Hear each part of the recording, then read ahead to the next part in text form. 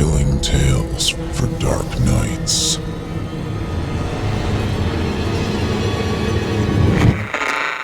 Want to make sure you never miss a Chilling Tales for Dark Nights video again? Be sure to subscribe and hit that bell to turn on notifications. The following program is a production of Chilling Entertainment and the creative team at Chilling Tales for Dark Nights, and a proud member of the Simply Scary Podcast Network. Visit simplyscarypodcast.com to learn more about this and our other weekly storytelling programs, and become a patron today to show your support and get instant access to our extensive archive of downloadable tales of terror. Thank you for listening, and enjoy the show.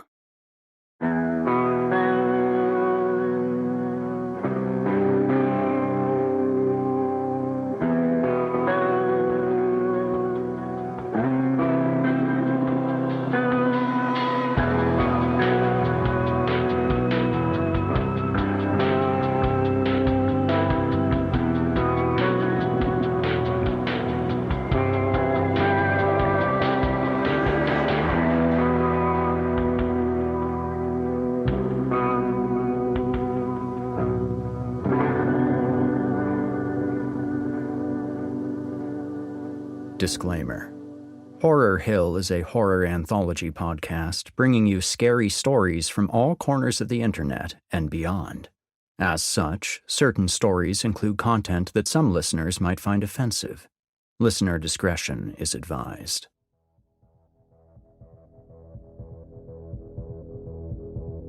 Greetings, listeners, and welcome to Horror Hill. I'm your host and narrator, Erik Peabody, and I'm afraid that I have some bad news for you. I've been taking a look at your test scores, and frankly, I'm disappointed.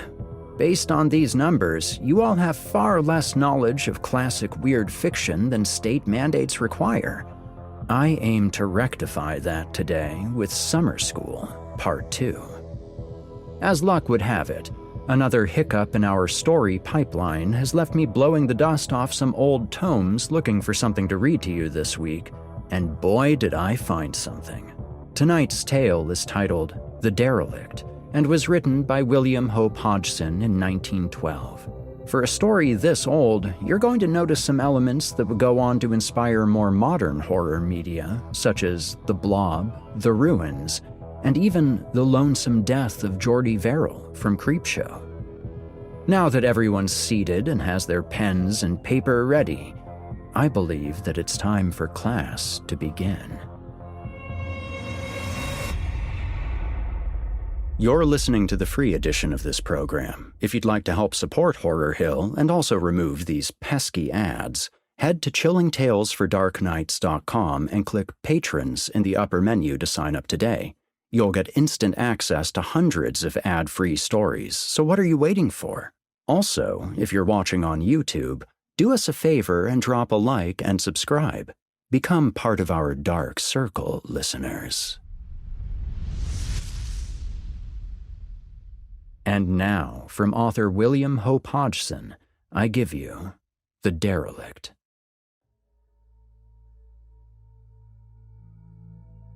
"It's the material," said the old ship's doctor. "The material plus the conditions. And maybe," he added slowly, "a third factor. Yes, a third factor. But there." He broke off his half-meditative sentence and began to charge his pipe. "Go on, doctor," we said encouragingly, and with more than a little expectancy.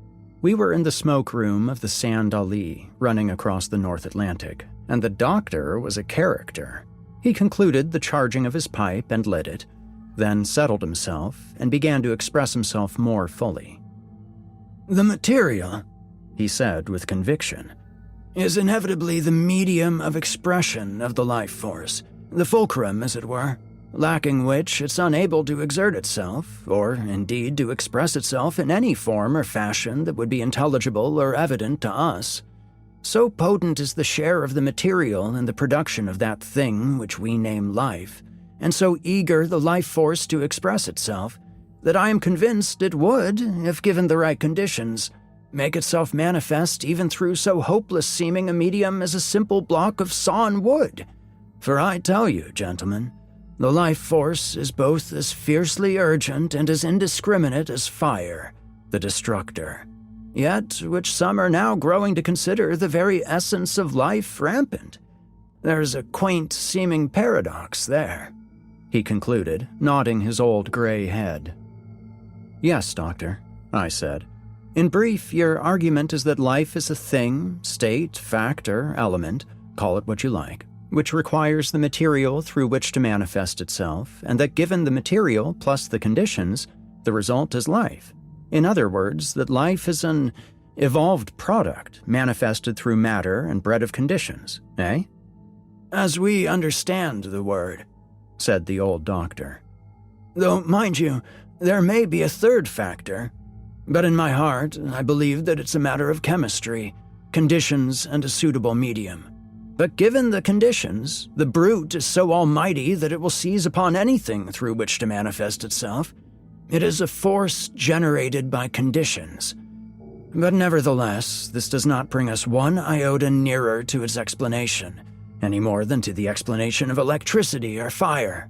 They are, all three, of the outer forces, monsters of the void. Nothing we can do will create any of them. Our power is merely to be able, by providing the conditions, to make each one of them manifest to our physical senses. Am I clear?" "Yes, Doctor, in a way you are," I said. "But I don't agree with you, though I think I understand you. Electricity and fire are both what I might call natural things, but life is an abstract something, a kind of all-permeating wakefulness. I can't explain it. Who could? But it's spiritual, not just a thing bred out of a condition like fire, as you say, or electricity. It's a horrible thought of yours. Life's a kind of spiritual mystery." "Easy, my boy," said the old doctor, laughing gently to himself. "Or else I may be asking you to demonstrate the spiritual mystery of life of the limpet or the crab, shall we say?" He grinned at me with ineffable perverseness. "Anyway," he continued, "as I suppose you've all guessed, I've a yarn to tell you in support of my impression that life is no more a mystery or a miracle than fire or electricity. But please to remember, gentlemen, that because we've succeeded in naming and making good use of these two forces, they're just as much mysteries, fundamentally, as ever. And anyway, the thing I'm going to tell you won't explain the mystery of life, but only give you one of my pegs on which I hang my feeling that life is, as I have said, a force made manifest through conditions, that is to say, natural chemistry, and that it can take for its purpose and need the most incredible and unlikely matter, for without matter it cannot come into existence. It cannot become manifest."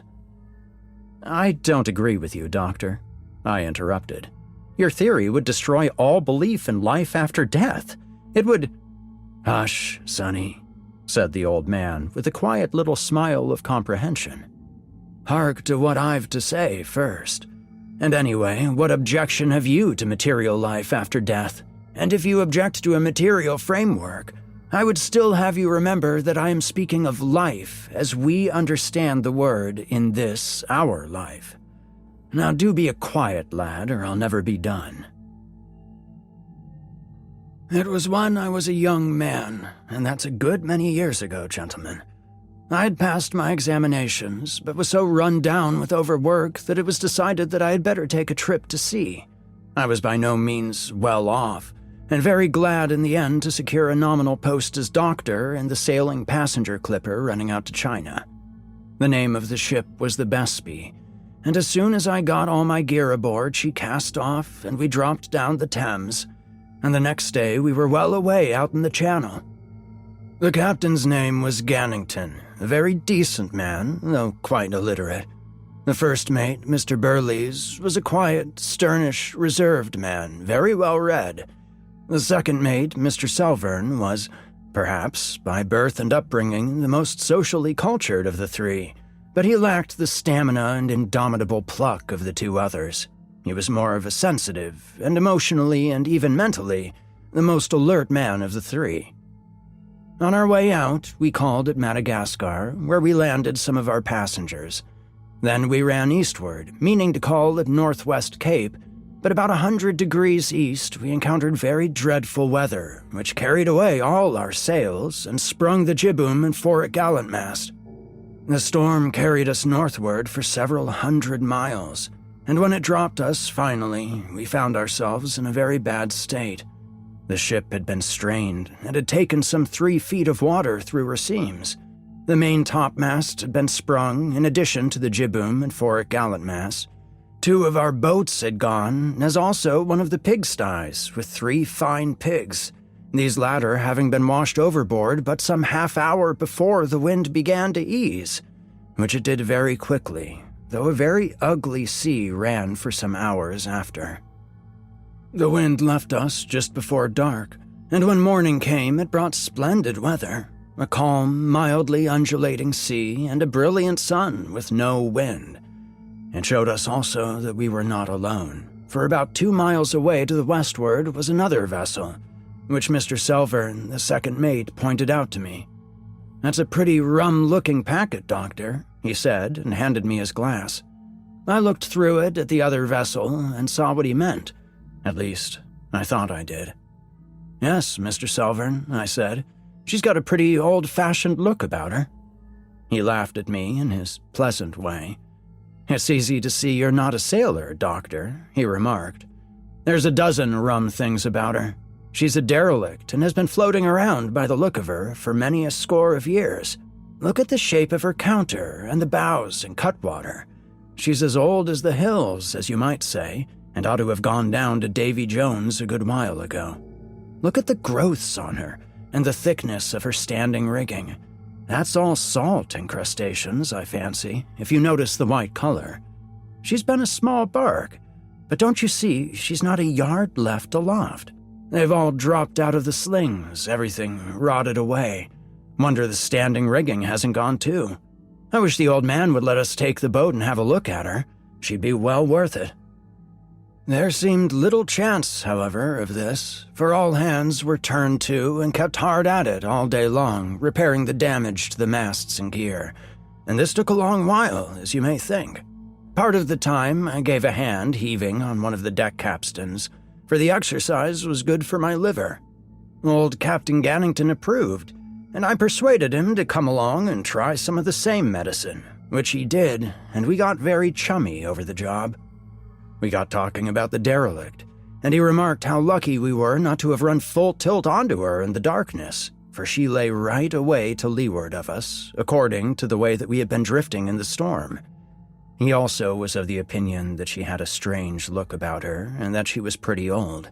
But on this latter point he plainly had far less knowledge than the second mate, for he was, as I have said, an illiterate man, and knew nothing of seacraft beyond what experience had taught him.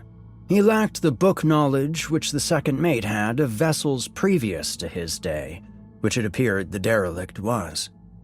"She's an old 'un, Doctor," was the extent of observations in this direction.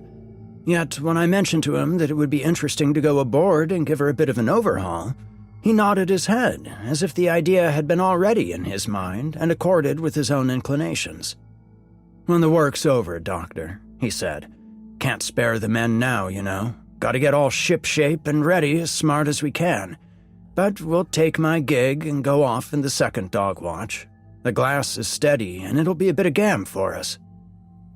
That evening, after tea, the captain gave orders to clear the gig and get her overboard. The second mate was to come with us, and the skipper gave him word to see that 2 or 3 lamps were put into the boat, as it would soon fall dark.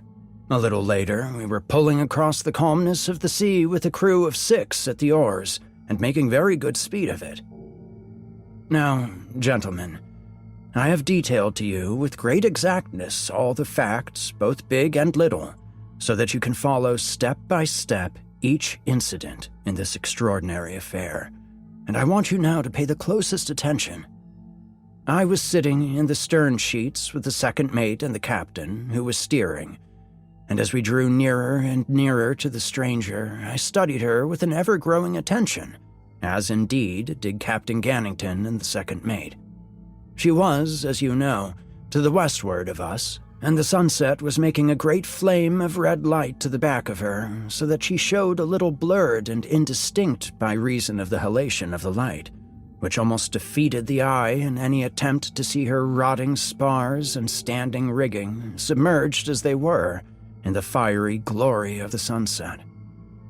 It was because of this effect of the sunset that we had come quite close, comparatively, to the derelict, before we saw that she was all surrounded by a sort of curious scum, the color of which was difficult to decide upon by reason of the red light that was in the atmosphere, but which afterwards we discovered to be brown. The scum spread all about the old vessel for many hundreds of yards in a huge, irregular patch, a great stretch of which reached out to the eastward, upon the starboard side of the boat, some score or so fathoms away. "Queer stuff," said Captain Gannington, leaning to the side and looking over. "Something in the cargo as has gone rotten and worked out through her seams." "Look at her bows and stern," said the second mate. "Just look at the growth on her." There were, as he said, great clumpings of strange-looking sea fungi under the bows and the short counter astern. From the stump of her jibboom and her cutwater, great beards of rime and marine growths hung downward into the scum that held her in. Her blank starboard side was presented to us, all a dead, dirtyish white, streaked and mottled vaguely with dull masses of heavier color. "There's a steam or haze rising off her," said the second mate, speaking again. "You can see it against the light. It keeps coming and going. Look." I saw then what he meant. A faint haze or steam, either suspended above the old vessel or rising from her, and Captain Gannington saw it also. "Spontaneous combustion," he exclaimed. "We'll have to watch when we lift the hatches, unless it's some poor devil that got aboard of her, but that ain't likely." We were now within a couple 100 yards of the old derelict and had entered into the brown scum. As it poured off the lifted oars, I heard one of the men mutter to himself, "Damn treacle." And indeed, it was not something unlike it. As the boat continued to forge nearer and nearer to the old ship, the scum grew thicker and thicker, so that, at last, it perceptibly slowed us. "Give way, lads! Put some beef to it!" sang out Captain Gannington, and thereafter there was no sound except the panting of the men and the faint, reiterated suck, suck of the sullen brown scum upon the oars as the boat was forced ahead. As we went, I was conscious of a peculiar smell in the evening air, and whilst I had no doubt that the puddling of the scum by the oars made it rise, I could give no name to it. Yet, in a way, it was vaguely familiar. We were now very close to the old vessel, and presently she was high about us against the dying light. The captain called out then to, "In with the bow oars and stand by with the boat hook," which was done. "Aboard there! Ahoy! Aboard there! Ahoy!" shouted Captain Gannington, but there came no answer, only the dull sound of his voice going lost into the open sea each time he sung out. "Ahoy! Aboard there! Ahoy!" he shouted time after time, but there was only the weary silence of the old hulk that answered us. And somehow, as he shouted, the while that I stared up half expectantly at her, a queer little sense of oppression that amounted almost to nervousness came upon me. It passed, but I remember how I was suddenly aware that it was growing dark.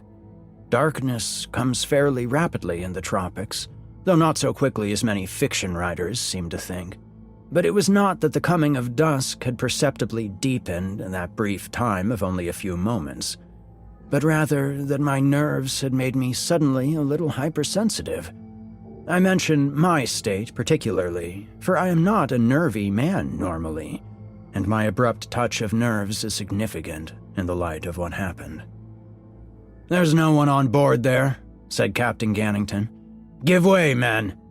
For the boat's crew had instinctively rested on their oars as the captain hailed the old craft. The men gave way again, and then the second mate called out excitedly, "Why, look there! There's our pigsty! See, it's got Besby painted on the end. It's drifted down here and the scum's caught it. What a blessed wonder!" It was as he had said, our pigsty that had been washed overboard in the storm, and most extraordinary to come across it there. "We'll tow it off with us when we go," said the captain, and shouted to the crew to get down to their oars, for they were hardly moving the boat, because the scum was so thick close in around the old ship that it literally clogged the boat from moving. I remember that it struck me, in a half-conscious sort of way, as curious that the pigsty, containing our 3 dead pigs, had managed to drift in so far unaided, whilst we could scarcely manage to force the boat in now that we had come right into the scum. But the thought passed from my mind, for so many things happened within the next few minutes. The men managed to bring the boat in alongside, within a couple feet of the derelict, and the man with the boat hook hooked on. "Have you got hold there, forward?" asked Captain Gannington. "Yes, sir," said the bowman, and as he spoke, there came a queer noise of tearing. "What's that?" asked the captain. "It's tore, sir. Tore clean away," said the man, and his tone showed that he had received something of a shock. "Get a hold again, then," said Captain Gannington irritably. "You don't suppose this packet was built yesterday? Shove the hook into the main chains." The man did so gingerly, as you might say, for it seemed to me, in the growing dusk, that he put no strain onto the hook, though, of course, there was no need. You see, the boat could not go very far of herself in the stuff in which she was embedded. I remember thinking this also as I looked up at the bulging side of the old vessel. Then I heard Captain Gannington's voice. "Lord, but she's old. And what a color, Doctor. She don't half want paint, do she? Now then, somebody, one of them oars." An oar was passed to him, and he leaned it up against the ancient, bulging side. Then he paused and called to the second mate to light a couple of the lamps and stand by to pass them up, for darkness had settled down now upon the sea. The second mate lit 2 of the lamps and told one of the men to light a third and keep it handy in the boat. Then he stepped across with a lamp in each hand to where Captain Gannington stood by the oar against the side of the ship. "Now, my lad," said the captain to the man who had pulled stroke, "up with you, and we'll pass you up the lamps." The man jumped to obey, caught the oar, and put his weight upon it, and as he did so, something seemed to give way a little. "Look!" cried out the second mate and pointed, lamp in hand. "It's sunk in!" This was true. The oar had made quite an indentation into the bulging, somewhat slimy side of the old vessel. "Mold, I reckon," said Captain Gannington, bending towards the derelict to look. Then, to the man, "Up you go, my lad, and be smart. Don't stand there waiting."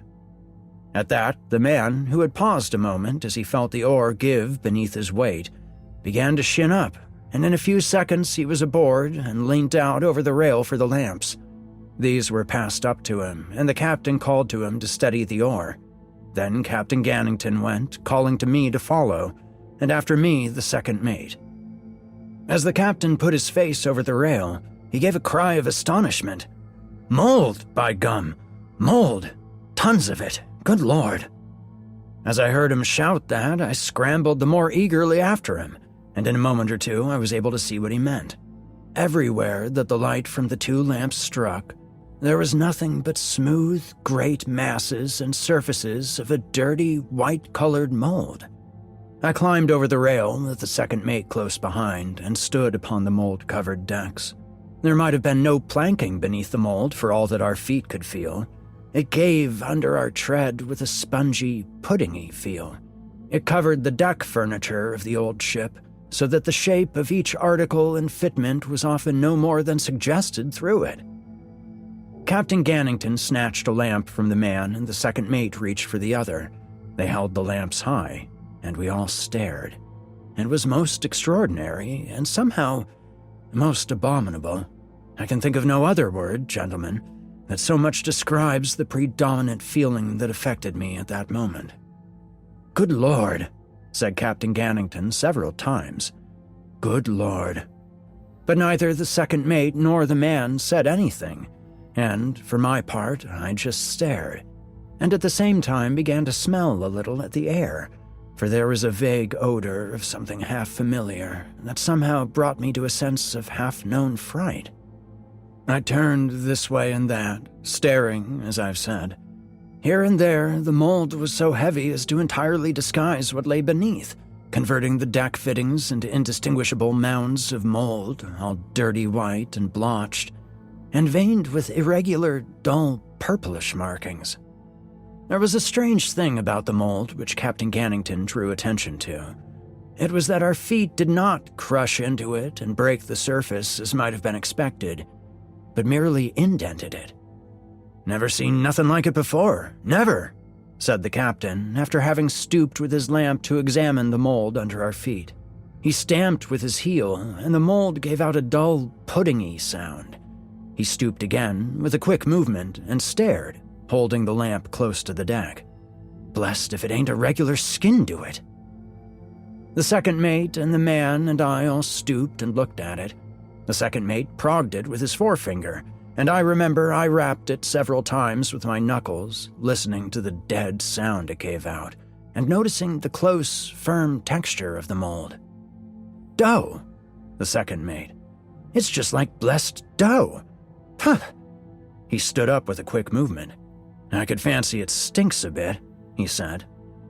As he said this, I knew, suddenly, what the familiar thing was in the vague odor that hung about us.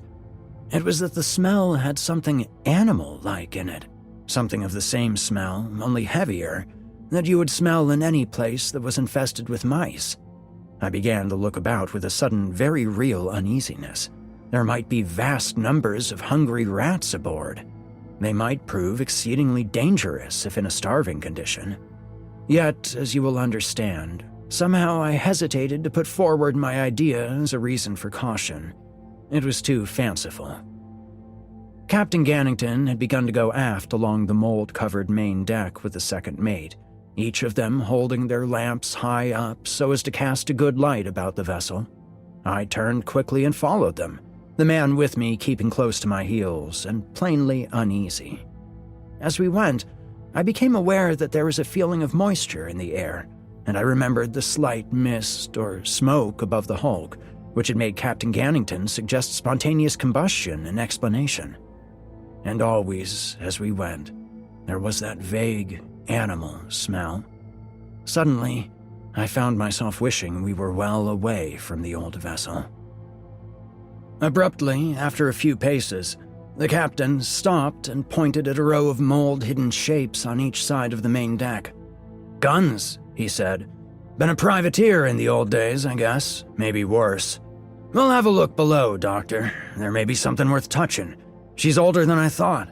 Mr. Selvern thinks she's about 200 years old, but I scarce think it." We continued our way aft, and I remember that I found myself walking as lightly and gingerly as possible, as if I were subconsciously afraid of treading through the rotten, mold-hid decks. I think the others had a touch of the same feeling from the way that they walked.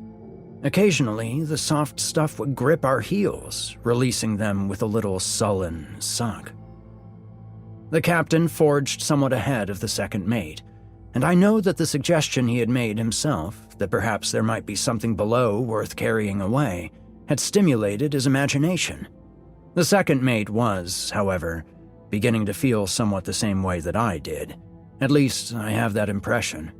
I think, if it had not been for what I might truly describe as Captain Gannington's sturdy courage, we should all of us have just gone back over the side very soon, for there was most certainly an unwholesome feeling abroad that made one feel queerly lacking in pluck. And you will soon see that this feeling was justified. Just as the captain reached the few mold-covered steps leading up onto the short half-poop, I was suddenly aware that the feeling of moisture in the air had grown very much more definite. It was perceptible now, intermittently, as a sort of thin, moist, fog-like vapor that came and went oddly, and seemed to make the decks a little indistinct to the view, this time and that. Once, an odd puff of it beat up suddenly from somewhere and caught me in the face, carrying a queer, sickly, heavy odor with it that somehow frightened me strangely, with a suggestion of awaiting and half-comprehended danger. We had followed Captain Gannington up the 3 mold-covered steps, and now went slowly along the raised afterdeck. By the mizzenmast, Captain Gannington paused and held his lantern near to it. "My word, mister," he said to the second mate. "It's fair thickened up with mold. Why, I'll guarantee it's close on 4 foot thick." He shone the light down to where it met the deck. "Good Lord," he said. "Look at the sea lice on it." I stepped up, and it was as he had said. The sea lice were thick upon it, some of them huge, not less than the size of large beetles, and all a clear, colorless shade, like water, except where there were little spots of gray on them. "I've never seen the like of 'em, except on a live cod," said Captain Gannington in an extremely puzzled voice. "My word, but they're whoppers." Then he passed on. But a few paces farther aft he stopped again and held his lamp near to the mold-hidden deck. "Lord bless me, Doctor," he called out in a low voice. "Did you ever see the like of that? Why, it's a foot long if it's a inch." I stooped over his shoulder and saw what he meant. It was a clear, colorless creature about a foot long and about 8 inches high, with a curved back that was extraordinarily narrow. As we stared, all in a group, it gave a queer little flick and was gone. "Jumped," said the captain. "Well, if that ain't a giant of all the sea lice that ever I've seen, I guess it's jumped 20 foot clear." He straightened his back and scratched his head a moment, swinging the lantern this way and that with the other hand and staring about us. "What are they doing aboard here?" he said. "You'll see 'em, little things, on fat cod and such like. I'm blowed, Doctor, if I understand." He held his lamp towards a big mound of the mold that occupied part of the after portion of the low poop deck, a little foreside of where there came a 2-foot-high break to a kind of second and loftier poop that ran away aft to the taffrail. The mound was pretty big, several feet across and more than a yard high. Captain Gannington walked up to it. "I reckon this is a scuttle," he remarked, and gave it a heavy kick. The only result was a deep indentation into the huge, whitish hump of mold, as if he had driven his foot into a mass of some doughy substance. Yet I'm not altogether correct in saying that this was the only result, for a certain other thing happened. From the place made by the captain's foot, there came a sudden gush of a purplish fluid, accompanied by a peculiar smell that was and was not half familiar. Some of the mold-like substance had stuck to the toe of the captain's boot, and from this likewise there issued a sweat, as it were, of the same color. "Well," said Captain Gannington in surprise, and drew back his foot to make another kick at the hump of mold. But he paused at an exclamation from the second mate. "Don't, sir," said the second mate. I glanced at him, and the light from Captain Gannington's lamp showed me that his face had a bewildered, half-frightened look, as if he were suddenly and unexpectedly half afraid of something, and as if his tongue had given away his sudden fright without any intention on his part to speak. The captain also turned and stared at him. "Why, mister?" he asked, in a somewhat puzzled voice, through which there sounded just the vaguest hint of annoyance. "We've got to shift this muck if we're to get below." I looked at the second mate, and it seemed to me that, curiously enough, he was listening less to the captain than to some other sound. Suddenly he said, in a queer voice, "Listen, everybody." Yet we heard nothing, beyond the faint murmur of the men talking together in the boat alongside. "I don't hear nothing," said Captain Gannington after a short pause. "Do you, Doctor?" "No," I said. "What was it you thought you heard?" the captain, turning again to the second mate. But the second mate shook his head in a curious, almost irritable way, as if the captain's question interrupted his listening. Captain Gannington stared a moment at him, then held his lantern up and glanced about him almost uneasily. I know I felt a queer sense of strain, but the light showed nothing beyond the grayish, dirty white of the mold in all directions. "Mr. Selvern," said the captain at last, looking at him. "Don't get fancying things. Get hold of your bloomin' self. You know you heard nothing." "I'm quite sure I heard something, sir," said the second mate. "I seem to hear." He broke off sharply and appeared to listen with an almost painful intensity. "What did it sound like?" I asked. "It's all right, Doctor," said Captain Gannington, laughing gently. "You can give him a tonic when we get back. I'm going to shift this stuff." He drew back and kicked for the second time at the ugly mass which he took to hide the companionway. The result of his kick was startling, for the whole thing wobbled sloppily like a mound of unhealthy-looking jelly. He drew his foot out of it quickly and took a step backward, staring and holding his lamp towards it. "By gum," he said, and it was plain that he was generally startled. "The blessed thing's gone soft." The man had run back several steps from the suddenly flaccid mound and looked horribly frightened, though of what, I'm sure he had not the least idea. The second mate stood where he was and stared. For my part, I know I had a most hideous uneasiness upon me. The captain continued to hold his light towards the wobbling mound and stare. "It's gone squashy all through," he said. "There's no scuttle there. There's no Bollywood work inside that lot. Huh, what a rum smell." He walked round to the afterside of the strange mound to see whether there might be some signs of an opening into the hull at the back of the great heap of mold stuff. And then, "Listen," said the second mate again, in the strangest sort of voice. Captain Gannington straightened himself upright, and there succeeded a pause of the most intense quietness, in which there was not even the hum of talk from the men alongside in the boat. We all heard it, a kind of dull, soft thud, thud, thud, thud, somewhere in the hull under us, yet so vague as to make me half doubtful I heard it, only that the others did so too. Captain Gannington turned suddenly to where the man stood. "Tell them," he began, but the fellow cried out something and pointed. There had come a strange intensity into his somewhat unemotional face, so that the captain's glance followed his action instantly. I stared also, as you may think. It was the great mound at which the man was pointing. I saw what he meant. From the two gapes made in the mold-like stuff by Captain Gannington's boot, the purple fluid was jetting out in a queerly regular fashion, almost as if it were being forced out by a pump. My word, but I stared.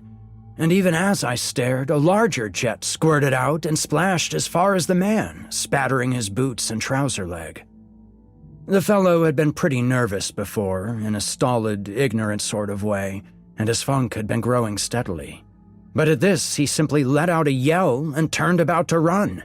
He paused an instant, as if a sudden fear of the darkness that held the decks between him and the boat had taken him. He snatched at the second mate's lantern, tore it out of his hand, and plunged heavily away over the vile stretch of mold. Mr. Selvern, the second mate, said not a word. He was just staring at the strange-smelling twin streams of dull purple that were jetting out from the wobbling mound. Captain Gannington, however, roared an order to the man to come back, but the man plunged on and on across the mold, his feet seeming to be clogged by the stuff as if it had grown suddenly soft. He zigzagged as he ran, the lantern swaying in wild circles as he wrenched his feet free with a constant plop, plop, and I could hear his frightened gasps even from where I stood. "Come back with that lamp!" roared the captain again, but still the man took no notice. And Captain Gannington was silent an instant, his lips working in a queer, inarticulate fashion, as if he were stunned momentarily by the very violence of his anger at the man's insubordination. And in the silence, I heard the sounds again. Thud, thud, thud, thud. Quite distinctly now. Beating, it seemed suddenly to me, right down under my feet, but deep. I stared down at the mold on which I was standing, with a quick, disgusting sense of the terrible all about me. Then I looked at the captain and tried to say something without appearing frightened. I saw that he had turned again to the mound, and all the anger had gone out of his face. He had his lamp out towards the mound and was listening. There was another moment of absolute silence. At least, I knew that I was not conscious of any sound at all in all the world, except that extraordinary thud, thud, thud, thud, down somewhere in the huge bulk under us. The captain shifted his feet with a sudden nervous movement, and as he lifted them, the mold went plop, plop. He looked quickly at me, trying to smile, as if he were not thinking anything very much about it. "What do you make of it, Doctor?" he said. "I think," I began, but the second mate interrupted with a single word, his voice pitched a little high, in a tone that made us both stare instantly at him. "Look," he said, and pointed at the mound. The thing was all of a slow quiver. A strange ripple ran outward from it along the deck, like you'll see a ripple run inshore out of a calm sea. It reached a mound a little foreside of us, which I had supposed to be the cabin skylight, and in a moment the second mound sank nearly level with the surrounding decks, quivering floppily in the most extraordinary fashion. A sudden quick tremor took the mound right under the second mate, and he gave out a hoarse little cry and held his arms out on each side of him to keep balance. The tremor in the mold spread, and Captain Gannington swayed and spread out his feet with a sudden curse of fright. The second mate jumped across to him and caught him by the wrist. "The boat, sir," he said, saying the very thing that I had lacked the pluck to say. "For God's sake!"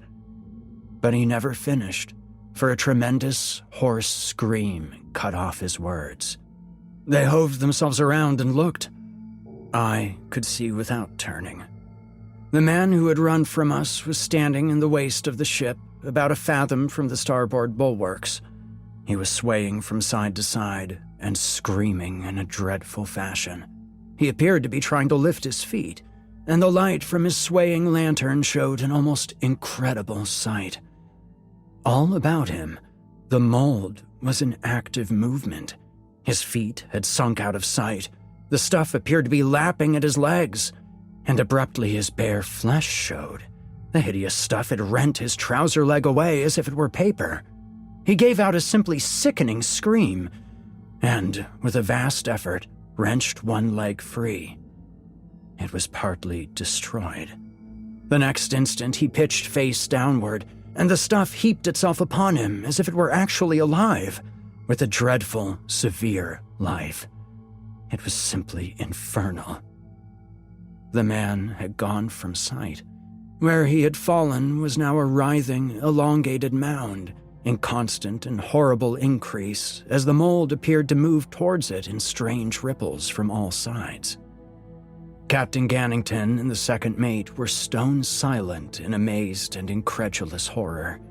But I had begun to reach towards a grotesque and terrific conclusion, both helped and hindered by my professional training. From the men in the boat alongside there was a loud shouting, and I saw two of their faces appear suddenly above the rail. They showed clearly a moment in the light from the lamp which the man had snatched from Mr. Selvern. For, strangely enough, this lamp was standing upright and unharmed on the deck, a little way foreside of that dreadful, elongated, growing mound that still swayed and writhed with an incredible horror. The lamp rose and fell on the passing ripples of the mold, just for all the world as you will see a boat rise and fall on little swells. It is of some interest to me now, psychologically, to remember how that rising and falling lantern brought home to me more than anything the incomprehensible, dreadful strangeness of it all. The men's faces disappeared with sudden yells as if they had slipped or been suddenly hurt, and there was a fresh uproar of shouting from the boat. The men were calling to us to come away, to come away. In the same instant, I felt my left boot drawn suddenly and forcefully downward with a horrible, painful grip. I wrenched it free with a yell of angry fear. Forward of us, I saw that the vile surface was all amove, and abruptly I found myself shouting in a queer, frightened voice, "The boat, Captain! The boat, Captain!" Captain Gannington stared round at me over his right shoulder, in a peculiar, dull way that told me he was utterly dazed with bewilderment and the incomprehensibleness of it all. I took a quick, clogged, nervous step towards him and gripped his arm and shook it fiercely. "The boat!" I shouted at him. "The boat, for God's sake! Tell the men to bring the boat aft!" Then the mound must have drawn his feet down, for abruptly he bellowed fiercely with terror, his momentary apathy giving place to furious energy. His thick-set, vastly muscular body doubled and writhed with his enormous effort, and he struck out madly, dropping the lantern. He tore his feet free, something ripping as he did so. The reality and necessity of the situation had come upon him brutishly real, and he was roaring to the men in the boat, "Bring the boat aft! Bring her aft! Bring her aft!" The second mate and I were shouting the same thing madly. "For God's sake, be smart, lads!" roared the captain, and stooped quickly for his lamp, which still burned. His feet were gripped again, and he hove them out, blaspheming breathlessly, and leaping a yard high with his effort. Then he made a run for the side, wrenching his feet free at each step. In the same instant, the second mate cried out something and grabbed at the captain. "It's got hold of my feet! It's got hold of my feet!" he screamed. His feet had disappeared up to his boot tops, and Captain Gannington caught him round the waist with his powerful left arm, gave a mighty heave, and the next instant had him free, but both his boot soles had gone. For my part, I jumped madly from foot to foot to avoid the plucking of the mold, and suddenly I made a run for the ship's side. But before I could get there, a queer gape came in the mold between us and the side, at least a couple of feet wide, and how deep I don't know. It closed up in an instant, and all the mold where the cape had been vented into a sort of flurry of horrible ripplings, so that I ran back from it, for I did not dare to put my foot upon it. Then the captain was shouting to me, "Aft, doctor! Aft, doctor! This way, doctor! Run!"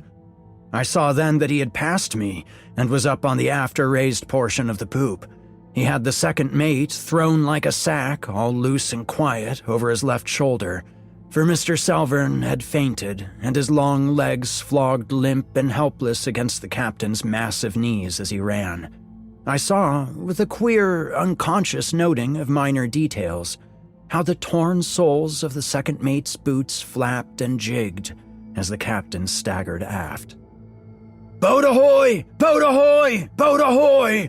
shouted the captain, and then I was beside him shouting also. The men were answering with loud yells of encouragement, and it was plain they were working desperately to force the boat aft through the thick scum about the ship. We reached the ancient, mold-hid taffrail and slewed about breathlessly in the half-darkness to see what was happening. Captain Gannington had left his lantern by the big mound when he picked up the second mate, and as we stood gasping, we discovered suddenly that all the mold between us and the light was full of movement.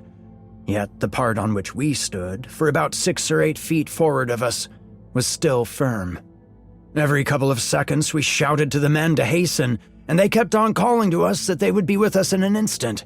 And all the time we watched the deck of that dreadful hulk, feeling, for my part, literally sick with mad suspense, and ready to jump overboard into that filthy scum all about us.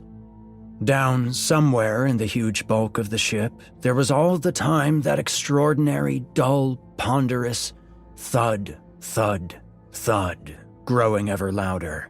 I seemed to feel the whole hull of the derelict beginning to quiver and thrill with each dull beat, and to me, with the grotesque and hideous suspicion of what made that noise.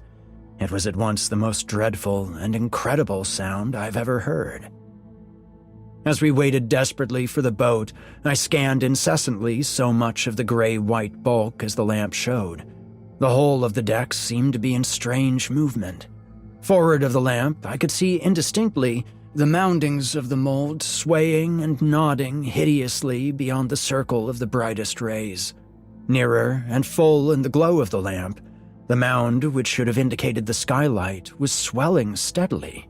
There were ugly, purple veinings on it, and as it swelled, it seemed to me that the veinings and mottlings on it were becoming plainer, rising as though embossed upon it, like you will see the veins stand out on the body of a powerful, full-blooded horse. It was most extraordinary. The mound that we had supposed to cover the companionway had sunk flat with the surrounding mold, and I could not see that it jetted out any more of the purplish fluid. A quaking movement of the mound began away forward of the lamp and came flurrying away aft towards us, and at the sight of that, I climbed up on the spongy-feeling taffrail and yelled afresh for the boat. The men answered with a shout which told me they were nearer, but the beastly scum was so thick that it was evidently a fight to move the boat at all. Beside me, Captain Gannington was shaking the second mate furiously, and the man stirred and began to moan. The captain shook him again. Wake up, mister!" he shouted. The second mate staggered out of the captain's arms and collapsed suddenly, shrieking, "My feet! Oh God, my feet!" The captain and I lugged him off the mound and got him into a sitting position upon the taffrail, where he kept up a continual moaning. "Hold him, doctor," said the captain, and whilst I did so, he ran forward a few yards and peered down over the starboard quarter rail. "For God's sake, be smart, lads! Be smart! Be smart!" he shouted down to the men, and they answered him breathless from close at hand, yet still too far away for the boat to be any use to us on the instant. I was holding the moaning, half-unconscious officer and stared forward along the poop decks. The flurrying of the mold was coming aft, slowly and noiselessly. And then suddenly, I saw something closer. "Look out, Captain!" I shouted, and even as I shouted, the mold near to him gave a sudden, peculiar slobber. I had seen a ripple stealing towards him through the mold. He gave an enormous, clumsy leap and landed near to us on the sound part of the mold, but the movement followed him. He turned and faced it, swearing fiercely.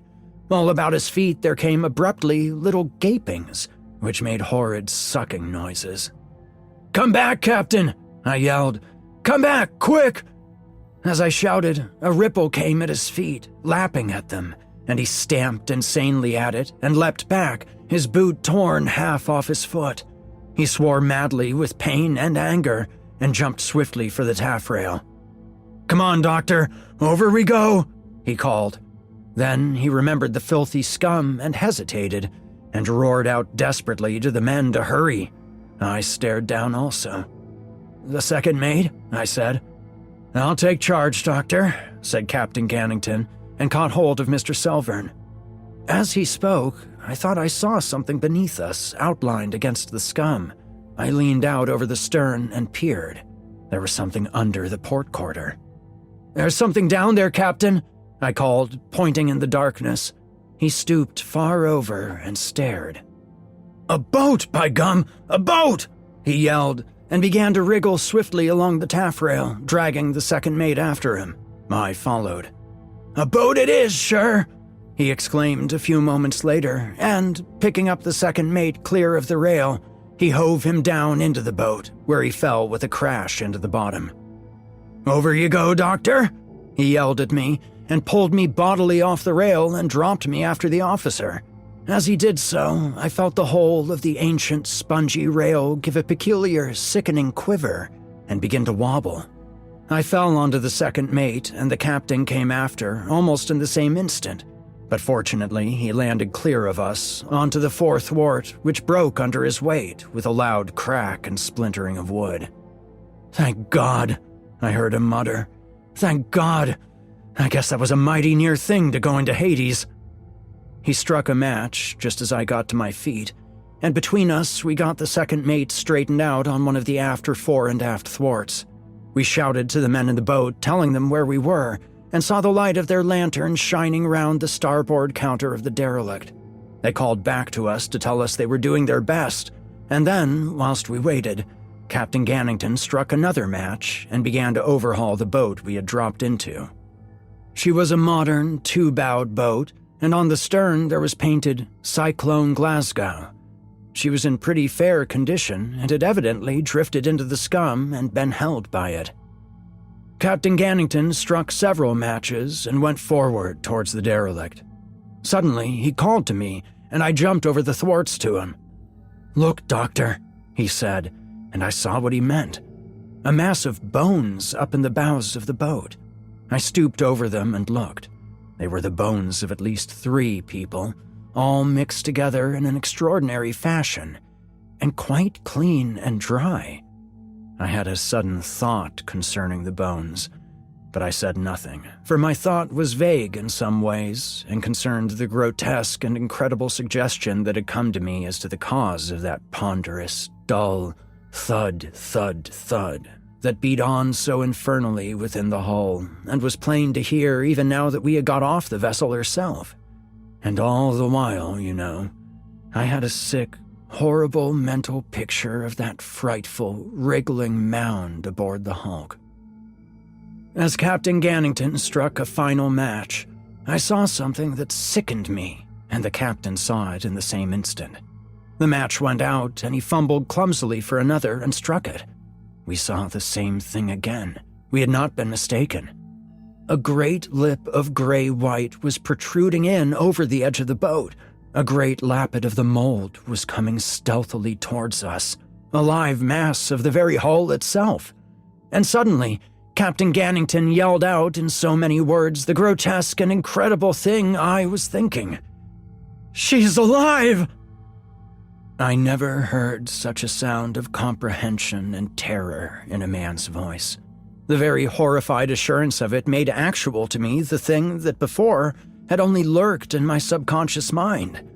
I knew he was right. I knew that the explanation my reasoning and my training both repelled and reached towards was the true one. Oh, I wonder whether anyone could possibly understand our feelings in that moment, the unmitigated horror of it, and the incredibleness. As the light of the match burned up fully, I saw that the mass of living matter coming towards us was streaked and veined with purple, the veins standing out, enormously distended. The whole thing quivered continuously to each ponderous thud, thud, thud, thud of that gargantuan organ that pulsed within the huge gray-white bulk. The flame of the match reached the captain's fingers, and there came to me a little sickly whiff of burned flesh, but he seemed unconscious of any pain. Then the flame went out in a brief sizzle, yet at the last moment, I had seen an extraordinarily raw look become visible upon the end of that monstrous, protruding lappet. It had become dewed with a hideous purplish sweat, and with the darkness there came a sudden charnel-like stench. I heard the matchbox split in Captain Gannington's hands as he wrenched it open. Then he swore, in a queer, frightened voice, for he had come to the end of his matches. He turned clumsily in the darkness and tumbled over the nearest thwart in his eagerness to get to the stern of the boat, and I after him, for we knew that thing was coming towards us through the darkness, reaching over that piteous mingled heap of human bones all jumbled together in the bows. We shouted madly to the men, and for answer, saw the bows of the boat emerge dimly into view round the starboard counter of the Derelict. "Thank God!" I gasped out, but Captain Gannington roared to them to show a light. Yet this they could not do, for the lamp had just been stepped on in their desperate efforts to force the boat round to us. "Quick! Quick!" I shouted. "For God's sake, be smart, men!" roared the captain. And both of us faced the darkness under the port counter, out of which we knew, but could not see, the thing was coming to us. "An oar! Smart now! Pass me an oar!" shouted the captain, and reached out his hands through the gloom towards the oncoming boat. I saw a figure stand up in the bows and hold something out to us across the intervening yards of scum. Captain Gannington swept his hands through the darkness and encountered it. "I've got it! Let go there!" he said in a quick, tense voice. In the same instant, the boat we were on was pressed over suddenly to starboard by some tremendous weight. Then I heard the captain shout, "Duck your head, Doctor!" And directly afterwards, he swung the heavy 14-foot oar around his head and struck into the darkness. There came a sudden squelch, and he struck again with a savage grunt of fierce energy. At the second blow, the boat righted with a slow movement, and directly afterwards, the other boat bumped gently into ours. Captain Gannington dropped the oar and, springing across to the second mate, hove him up off the thwart and pitched him with knee and arms clear in over the bows among the men. Then he shouted to me to follow, which I did, and he came after me, bringing the oar with him. We carried the second mate aft, and the captain shouted to the men to back the boat a little. Then they got her bows clear of the boat we had just left, and so headed out through the scum for the open sea. "Where's Tom Harrison?" gasped one of the men in the midst of his exertions. He happened to be Tom Harrison's particular chum, and Captain Gannington answered him briefly enough. "Dead! Pull! Don't talk!" Now, difficult as it had been to force the boat through the scum to our rescue, the difficulty to get clear seemed tenfold. After some 5 minutes pulling, the boat seemed hardly to have moved a fathom, if so much, and a quite dreadful fear took me afresh, which one of the panting men put suddenly into words. "It's got us!" he gasped out. "Same as poor Tom." It was the man who had inquired where Harrison was. "Shut your mouth and pull!" roared the captain. And so another few minutes passed. Abruptly, it seemed to me that the dull, ponderous thud, thud, thud came more plainly through the dark, and I stared intently over the stern. I sickened a little, for I could almost swear that the dark mass of the monster was actually nearer, but it was coming nearer to us through the darkness. Captain Gannington must have had the same thought, for, after a brief look into the darkness, he jumped forward and began to double-bank the stroke oar. "Get for it under the oars, Doctor," he said to me, rather breathlessly. "Get in the bows and see if you can't free the stuff a bit." I did as he told me, and a minute later I was in the bows of the boat, puddling the scum from side to side and trying to break up the viscid, clinging muck. A heavy, almost animal-like smell rose off of it, and all the air seemed full of the deadening, heavy odor. I shall never find words to tell anyone on earth the whole horror of it all, the threat that seemed to hang in the very air around us, and but a little astern that incredible thing, coming, as I firmly believed, nearer, and scum holding us like half-melted glue. The minutes passed in a deadly, eternal fashion, and I kept staring back astern into the darkness, but never ceasing to puddle that filthy scum, striking at it and switching it from side to side until I sweated. Abruptly, Captain Gannington sang out, "We're gaining, lads! Pull!" And I felt the boat forge ahead perceptibly, and they gave way with renewed hope and energy. There was soon no doubt of it, for presently that hideous thud, thud, thud, thud had grown quite dim and vague somewhere astern, and I could no longer see the derelict, for the night had come down tremendously dark and all the sky was thick, overset with heavy clouds. As we drew nearer and nearer to the edge of the scum, the boat moved more and more perceptibly, until suddenly we emerged with a clean, sweet, fresh sound into the open sea. "Thank God," I said aloud, and drew in the boat hook and made my way aft again to where Captain Gannington now sat once more at the tiller. I saw him looking anxiously up at the sky and across to where the lights of our vessel burned, and again he would seem to listen intently, so that I found myself listening also. "What's that, Captain?" I said sharply, for it seemed to me that I had heard a sound far astern, something between a queer whine and a low whistling. "What's that?" "It's wind, Doctor," he said in a low voice. "I wish to God we were aboard." Then to the men, "Pull!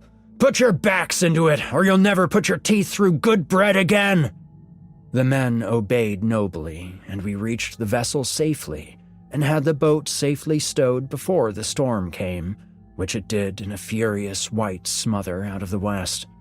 I could see it for some minutes beforehand, tearing the sea and the gloom into a wall of phosphorescent foam. And as it came nearer, that peculiar whining, piping sound grew louder and louder, until it was like a vast steam whistle rushing towards us. And when it did come, we got it very heavy indeed, so that the morning showed us nothing but a welter of white seas, with that grim derelict many a score of miles away in the smother, lost as utterly as our hearts could wish to lose her. When I came to examine the second mate's feet, I found them in a very extraordinary condition. The soles of them had the appearance of having been partly digested. I know of no other word that so exactly describes their condition, and the agony the man suffered must have been dreadful. Now, concluded the doctor, that is what I call a case in point. If we could know exactly what the old vessel had originally been loaded with, and the juxtaposition of the various articles of her cargo, plus the heat and time she had endured, plus one or two other only guessable quantities, we should have solved the chemistry of the life force, gentlemen.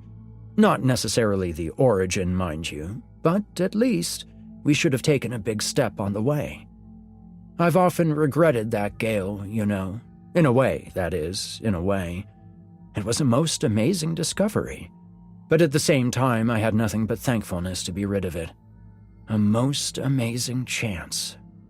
I often think of the way the monster woke out of its torpor. And that scum, the dead pigs caught in it. I fancy that was a grim kind of a net, gentlemen. It caught many things. The old doctor sighed and nodded. If I could have had her bill of lading, he said, his eyes full of regret. If it might have told me something to help. But anyway, he began to fill his pipe again. I suppose, he ended, looking round at us gravely, I suppose we humans are an ungrateful lot of beggars at the best. But what a chance. What a chance, eh?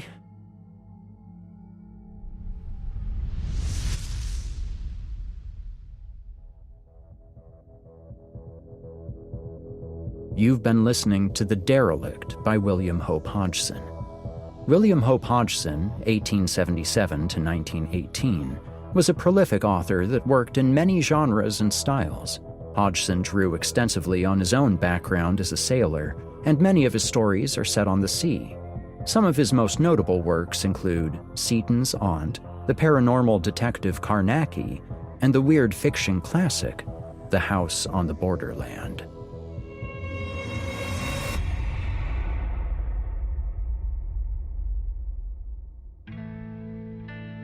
Well, friends, even though it's technically September, it's nice to get in one more summer school episode. As much as I love the work that our authors provide for this show, there's something special about old fiction, especially when it's so foundational. I'm sure we'll dig into more classic stories from time to time, but we should be returning to our regular programming next week. I hope you all join me then, and until that time, stay spooky.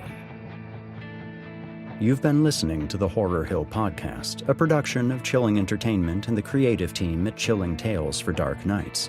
Tonight's episode was hosted, narrated, scored, and finalized by yours truly, Erik Peabody. Additional music by Nikki McSorley.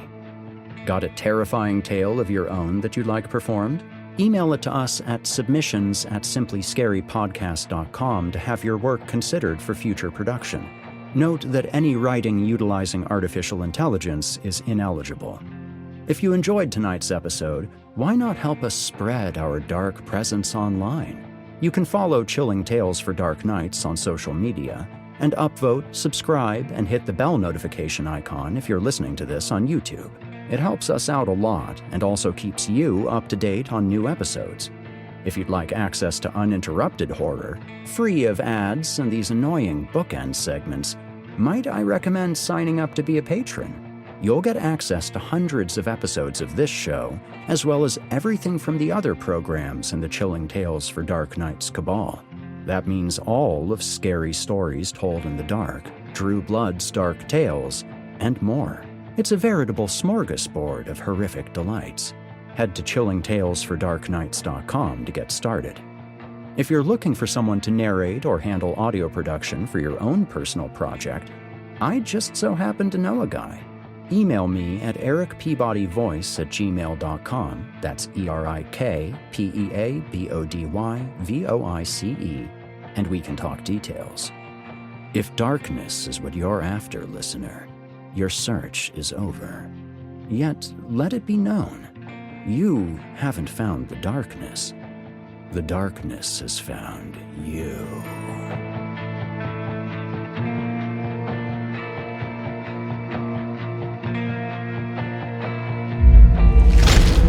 Chilling tales for dark nights.